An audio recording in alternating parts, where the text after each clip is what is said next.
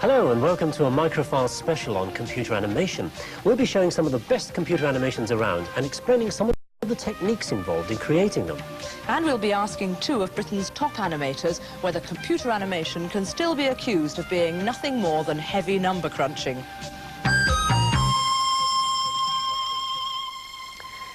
Each year in February, Monte Carlo holds a festival of computer images called Imagina. The highlight of this festival is the Pixel Awards ceremony for the best computer animations of the past year. You may remember Micro Live showing you the overall winner last year, a story about an angle-poised lamp.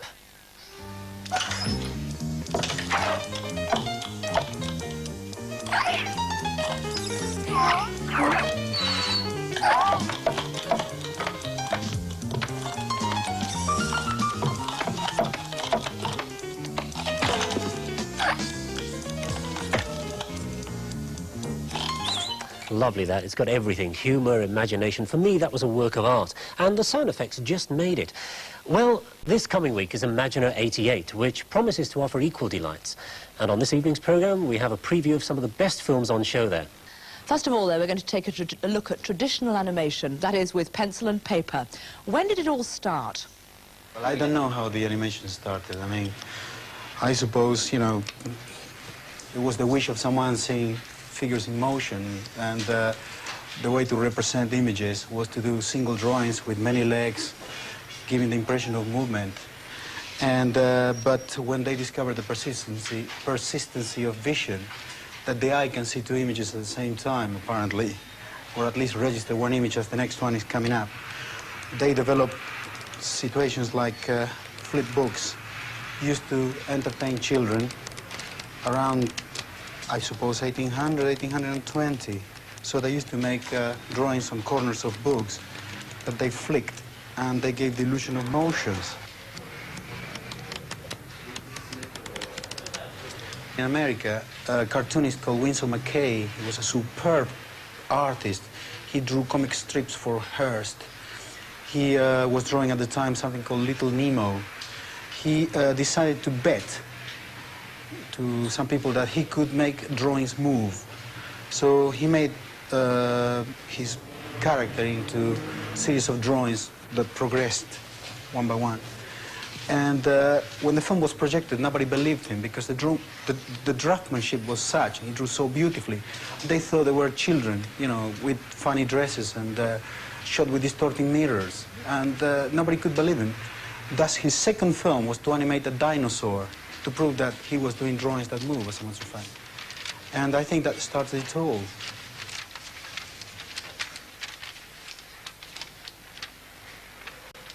But one thing which I believe drawings can bring are definitely a great sense of distortion. At least I like to believe that. For instance, you know, extreme situations can be portrayed with no pain for the participant. Say, the good old case of The Cat and the Mouse and Tom and Jerry, which the character gets smashed, broken into pieces, rejointed for the next shot, and then the animal is ready for another take. So I like to believe maybe that's one of the biggest attractions of certain type of animation, because I must admit that's what I would refer as cartoon animation, done mostly for entertainment with a great deal of energy and a great deal of force. We always need to prepare an anticipation of emotion, and we had to go to the extreme of that movement. So we have the tendency to do the first and the last drawing to know where we are. I mean, there are many ways to animate, but I am very fond of the Hollywood cartoons of the 1940s and 50s because the over-exaggeration, the double takes, the great emphasis are to me very attractive. Thus, I choose to use this medium to express myself, you know.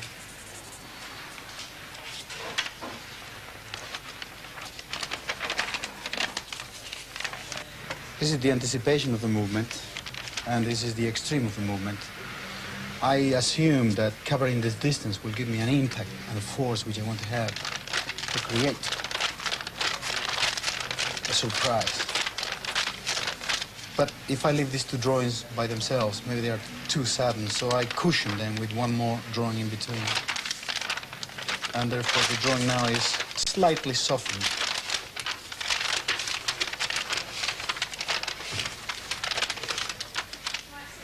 The idea of space projected in the screen creates a sense of rhythm, will create a sense of music that can be seen. So even if these happen to be banal little characters, the fact that they are moving into this particular space are already giving me enough feeling of this music I'm talking about. And to prove that we are right, we have to shoot this. And this is where new technology comes in. In the past, they used to be shot on film, and it took us about 1 day to see how it looked like. Now we can do it on the spot and have instant replay with video techniques. And it's also a way to make it cheaper, so before we commit this to a more expensive medium, we would know exactly what we're doing.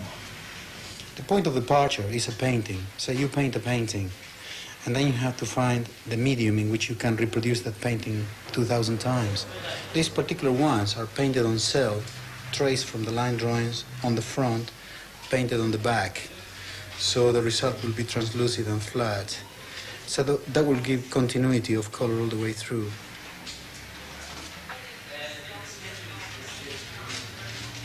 Within the limit of 24 frames, you can do an infinite variety of things. Don't forget, it's what Tarkovsky called sculpting in time. So whatever you do is like using this invisible matter and transform it into your own language and your own thing.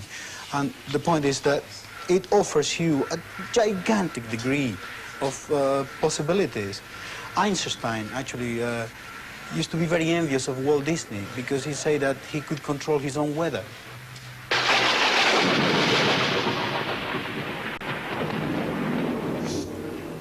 Oscar, those dancing characters we saw there, they were in slow motion and yet they had so much energy. Now, how did you fill them with energy? Well, I must admit, I'm not the dancer, but I have to look at dancers dancing to understand what emotions are. There was an American animator called Bill Teitler who believed that there were lines of energy displayed in space, and before he drew his characters, he drew the energy of those characters. And he made like a futurist painting, you know, energy in motion, abstract shapes, and then fill them up with figures, hands, faces, eyes. And every time you see his animation, he has this strength, this energy. In humble ways, that's what I like to achieve myself. Okay, well, bearing that in mind, let's have a look at the final animation, shall we? Yeah. Here it comes. I went with my baby to the discotheque. After 45 dances, well, I felt like a wreck. My baby said, "Why, honey, you have lost your grin. You're looking just like something that the dog brought in."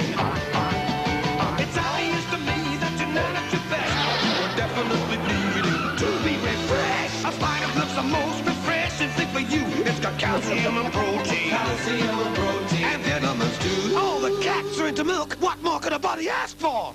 Well, that's terrific. I mean, that really has got all that energy that you were talking about. And that was done totally without any computer help, wasn't it? Yes, of course. So does somebody like yourself have no use for a computer at all? No, I believe I could have use for computers, not in this particular instance, because the motions could only be achieved the way I achieved them by hand, drawing, making several drawings at a time. But, I mean, I could very well have used this machine to colorize, to get the colors the way this machine is able to reproduce them. Well, you know, look at that. So that could take all the slog out of filling in all those endless cells after cells, which would have to be done with the brush, I suppose. It would take us hours to do what I've just done, you know. So how do you view computers in animation? Are they simply another tool? I believe so, yes, because you use brushes, you use pencils, you use, you know, all the tools of an artist. And I think this is another tool for an artist. So if you use it properly, you will benefit to express your ideas and notions. So apart from being a tool, what else can computers do? Well, they can draw the simple shapes that require accuracy. That is, flat shapes on a flat screen. But that is just the beginning. Listen, take any object, this starship, for instance, and then give the computer 3 flat views of it, like an architect's plan. Give it the view from the top, the view from the side, and the view from the front, head-on. Now, although those views are 2-dimensional, from them, the computer can then calculate what the entire solid object should look like. Now, all you have to do is draw your object accurately onto graph paper and give the coordinates, that is, the measurements which describe the shape, to the computer. And if you have a look at the computer screen, you'll see this column of numbers down here. Now, these are the measurements. The computer then does a sort of join-the-dots job from one point to another and delivers your shape on the screen. And the result is an apparently solid object there on the screen. Now, of course, it's not solid. The surface is made up of flat polygons, shapes, things like triangles and squares, which are joined together at differing angles to give this 3-dimensional effect. But what makes it even more than just a drawing is that all the information about the object, even the bits that you can't see, for instance, here we are, what's around that side, what's around the back of the object, all that information is actually stored in the computer. And that means that the shape can then be turned, it can be viewed from any angle, and of course from any distance. It is in fact a computer model. Do you remember this? It's the old spinning world we used to see on BBC One, and this is a model again, of course, a real model this time. A camera was pointed at this model world and the colour was created electronically. The new BBC One world doesn't exist. Well, not in reality anyway. It's just data stored in a collection of chips. Now, it looks a lot better than the original, I think you'll agree, and it doesn't even need a camera. That image is sent direct into the television circuitry. It's up and running 24 hours a day and it can be accessed at any time. And one of the BBC's most sophisticated offerings yet was on view over the new year.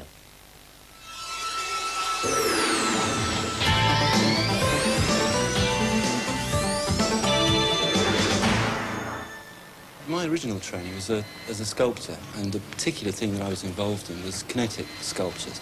That's electronically controlled sculptures with motors and things that move about. And what I was very interested in was electronic devices that would respond to the environment and make the thing move in an interesting way. A friend of mine suggested that I should simulate the sculpture before I make it, in fact, make a little film. I never made the sculpture, and after that I was only really interested in computer graphics.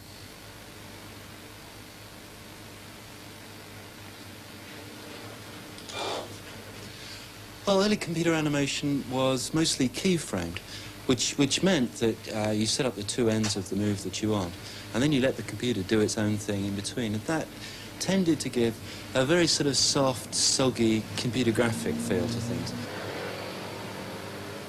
And the system that we've got here, we've abandoned keyframing altogether.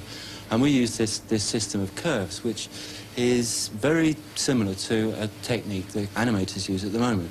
So what we now want to do is to ease in and ease out the move on this ball.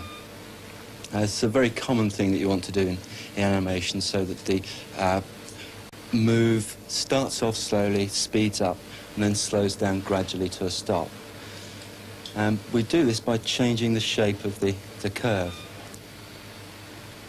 This curve would look pretty much like the ease-in, ease-out curves that a traditional animator would understand. So once Kim's finished doing that, we can just replay the animation and have a look and see what's happening. Just set it off. So it starts slowly, speeds up, and slows down to a stop.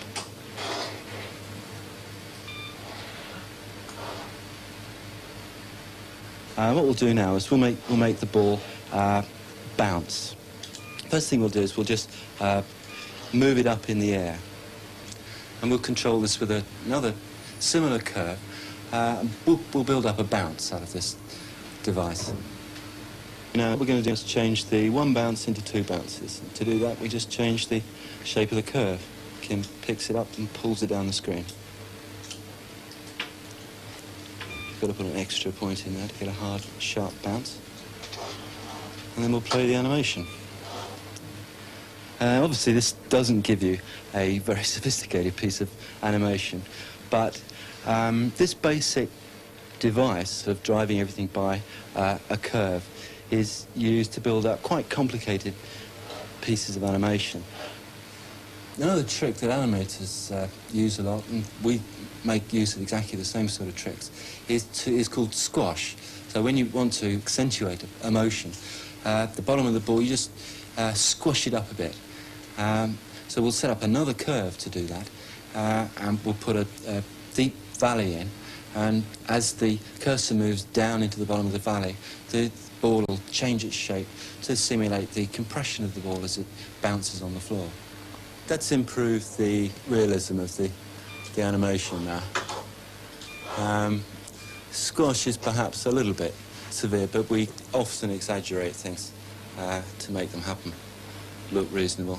I think actually we may have the timing very slightly out on this. Looks to me as if the ball is squashing just slightly before it hits the ground, but that's an easy thing to adjust.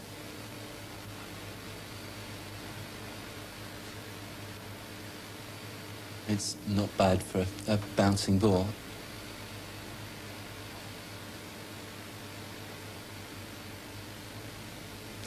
What we get out of this process is a file where for every frame of the film we're going to make, the positions of all the objects have been described. But we haven't said anything about the lighting, we haven't said anything about the texturing, the colouring of objects. And that's done with a separate process.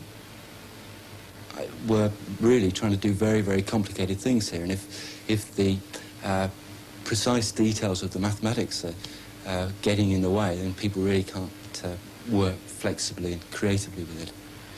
But around all that mathematics, we have a very user-friendly shell, a set of handles that animators can get hold of and control the situation really quite easily. In fact, a lot of the work writing the programs that we do here, in fact, goes into making this user interface really as friendly as possible.